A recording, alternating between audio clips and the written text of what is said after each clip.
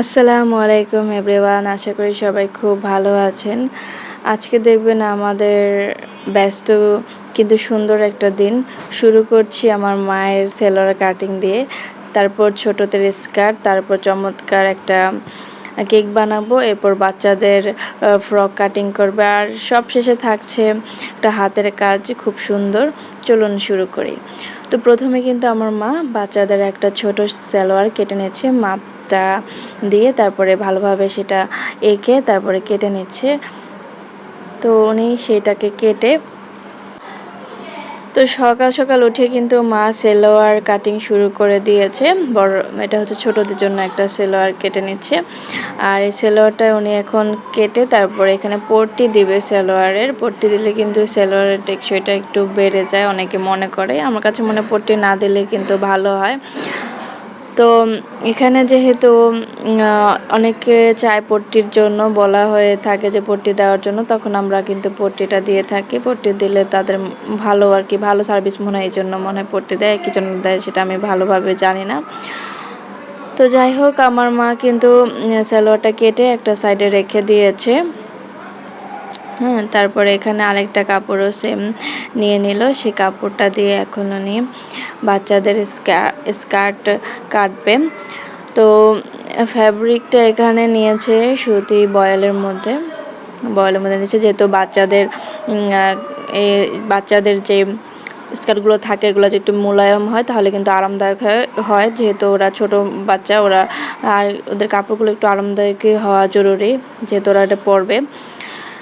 তো এই জন্য উনি এখানে কাপড়টা সফট কাপড়, একটা ভালো মানে কাপড় নিয়ে তারপরে এখন কিন্তু সালোয়ারটা স্কার্টটা কেটে নিচ্ছে। আর বাচ্চাদের স্কার্টে কিন্তু অত বেশি কাটাকাটি নেই, জাস্ট উপরের পাট আর হচ্ছে নিচের পাট। তারপরে এখানে দেখুন আমার মা বড়দের একটা সালোয়ারের কাপড় নিয়েছে, সেটাকে ভাঁজ করে তারপর এখন কেটে নিচ্ছে। আর আপনারা যারা সালোয়ারের একদম ভিডিও চেয়েছেন তাদের জন্য ভিডিওটা করা। আর বড়দের সালোয়ার বাচ্চাদের সালোয়ার কাটিং কিন্তু শুধু মাপটাই, আর সব কিছুই তো একই রকম। মাপটা একটু বেশি, বড়দেরটা একটু সব জিনিস একটু বেশি বেশি নিতে হয় আর মাপটা, আর ছোটদের জন্য ওদের মাপ অনুযায়ী আর কি ছোট সেরকমই তো হবে।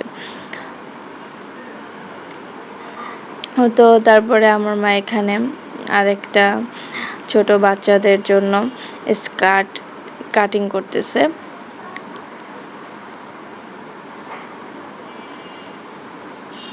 দেখতেই পাচ্ছেন আমার মা এখানে মাপ দিয়ে নিয়েছে। মাপ দিয়ে তারপরে কিন্তু উনি স্কার্টটার যে লম্বার যে মাপটা, সেই মাপটা দিয়ে এভাবে করে কেটে নেবে।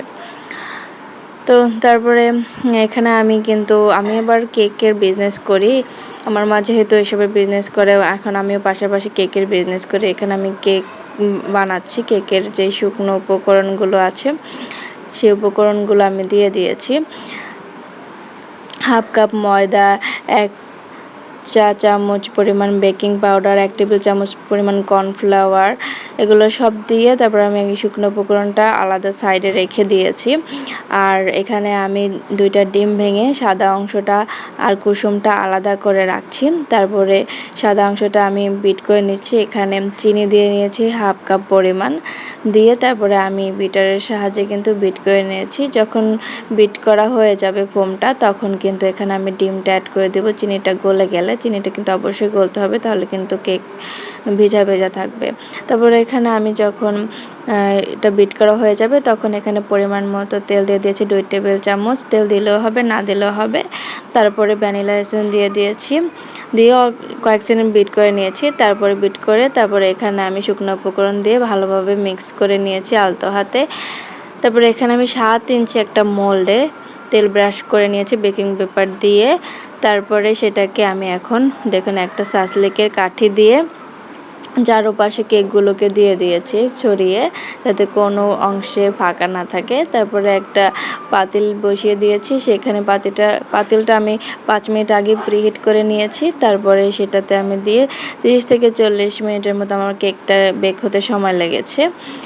তারপর আমার কেকটা হয়ে গেলে সেটাকে নামিয়ে রেখেছি, ঠান্ডা হওয়া পর্যন্ত অপেক্ষা করেছি। তারপরে এখানে আমি 1 কাপ পরিমাণ ক্রিম হুইপড ক্রিম নিয়েছি। নিয়ে সেটাকে আমি বিট করে নিব স্টিফ হয়ে যাওয়া পর্যন্ত, মানে ক্রিমটা যখন পারফেক্ট একটা টেক্সচারে চলে আসবে সে পর্যন্ত আমি এটাকে বিট করতে থাকবো। তো এটা যখন এরকম হয়ে যাবে তখন আমি বিট করা অফ করে দেব। এখন কিন্তু ক্রিমটা হয়ে গিয়েছে। সেই ক্রিম দিয়ে কিন্তু আমি গোলাপ তৈরি করে নিয়েছি। তারপর কেকটাকে আমি ভালোভাবে ফিনিশিং দিয়ে নিয়েছি। দেখুন এখানে আমি 3টা গোলাপ দিয়ে নিয়েছি আর এখানে কিছু পাতাও দিয়ে নিচ্ছি। এই তো পাতা দিয়ে নিচ্ছি, যেহেতু এটা আমরা বাসায় ট্রাই করতেছি সেহেতু জাস্ট আমি একটু সৌন্দর্যের জন্য দিয়ে দিলাম। কেকটাকে 2-3 ঘন্টা ফ্রিজিং করে রাখার পরে তারপর এটাকে কাটিং করছি। দেখুন কতটা সুন্দর হয়েছে কেকটা, আর খেতেও মাশাআল্লাহ অনেক বেশি মজা হয়েছে। আপনারা কিন্তু চাইলে ঘরে বসে হোমমেড কেকের বিজনেস করতে পারেন, এটাও কিন্তু একটা ভালো একটা বিজনেস।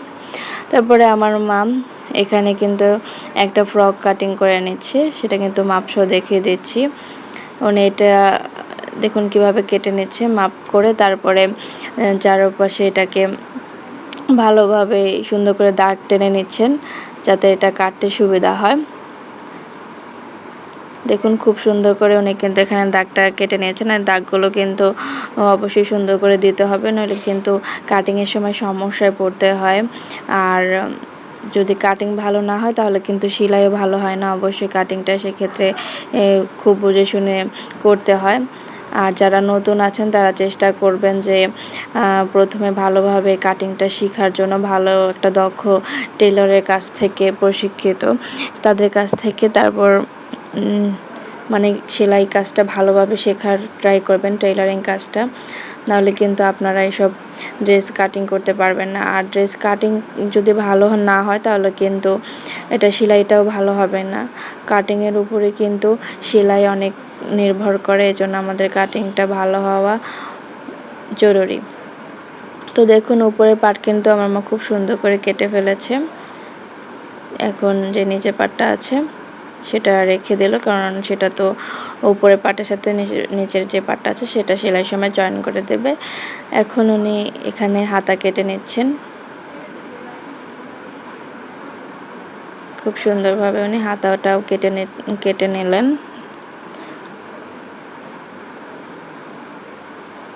আর যারা বিজনেস করতে চান তারা কিন্তু যারা ঘরে বসে বিজনেস করতে চান, সেলাই কাজ জানেন, তারা কিন্তু এই সমস্ত ফ্রক, তারপরে সালোয়ার কামিজ রেডিমেড, মানে কামিজ এনে তারপর নিজে হাতের কাজ করে তারপর সেগুলো রেডিমেড সেলাই করে তারপরে সেগুলো কিন্তু বিক্রি করতে পারেন।